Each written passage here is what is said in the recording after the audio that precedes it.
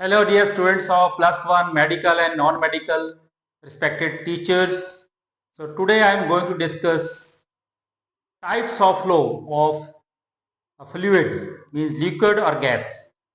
So there are two types of flow basically. One is known as streamlined flow and other is known as turbulent flow. And this nature of flow depends upon the velocity. So we will discuss that velocity also. So first of all, streamlined flow.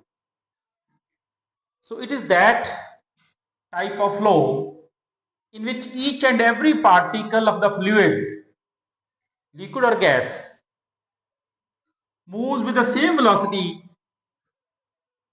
as that of the liquid as a whole and in the same direction as that of the liquid as a whole. In other words, in this case, each and every particle of the fluid follows the preceding particle. In other words, the velocity of each particle passing through a particular point is same in case of streamlined flow. So streamlined flow is that type of flow in which each and every particle follows the preceding particle. In other words, velocity of each and every particle passing through a particular point in the flow is same, and each and every particle moves in the same direction as that of the liquid as a whole. So like this is the direction of flow. Each and every particle is moving in the same direction, left to right. Such a flow is known as streamlined flow. Then second type is turbulent flow.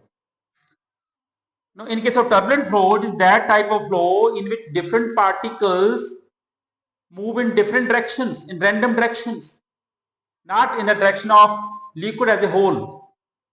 In other words, in case of turbulent flow, particles do not follow the preceding particles. In other words, the velocity of all particles passing through a particular point is different in case of turbulent flow. So this is the meaning of turbulent flow. But this nature of flow, that is streamlined or turbulent flow, depends upon the velocity of flow of the fluid. So velocity of flow of fluid gives the nature of the flow of fluid. So when velocity is small, up to certain velocity, the flow is slow and steady, and that flow is said to be streamlined flow. When velocity increases, then beyond a certain particular velocity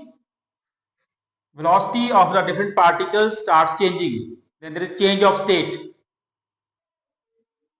and after some velocity is very large, the flow becomes turbulent. So there are three phases. One is slow and steady streamlined flow, then there is change of state, then there is turbulent type of flow. So the maximum velocity below which the flow is streamlined is called critical velocity.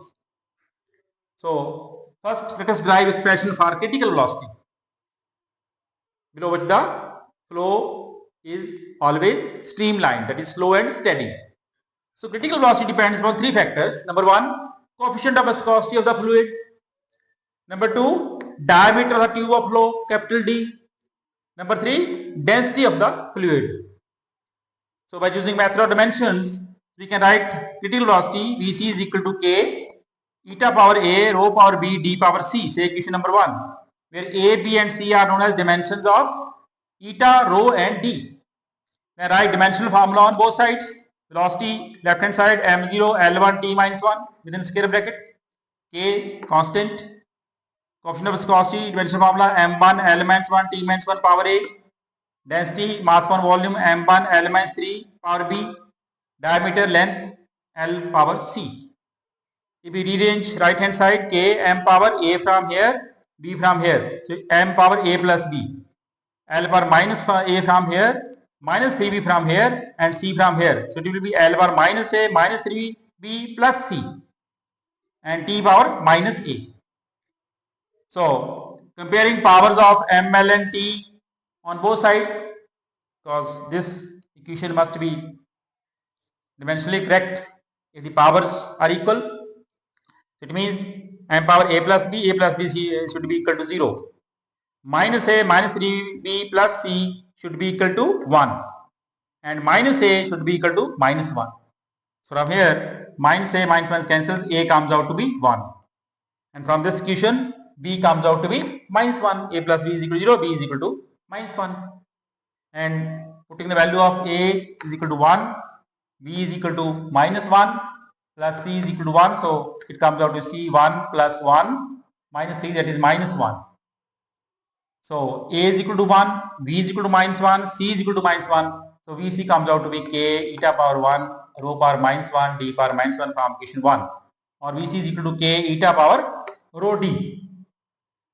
K eta power rho d. Where k is a constant of proportionality, and in this case it is a special constant known as Reynold number.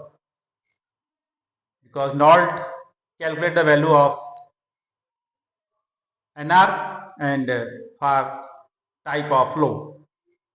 It gives nature of the type of flow. So Vc is equal to NR eta upon rho d, which is required expression for critical velocity. So critical velocity is that velocity, that maximum velocity of the fluid below which the flow is streamlined. And NR eta upon rho d.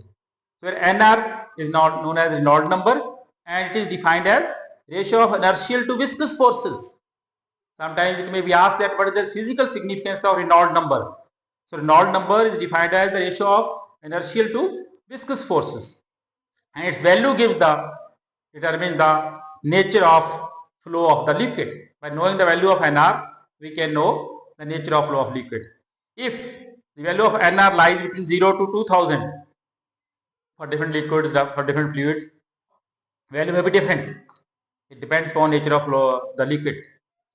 So if NR is equal to lies between 0 to 2000, the flow is slow and steady, and that is streamlined. If NR is greater than 3000, then flow becomes turbulent type.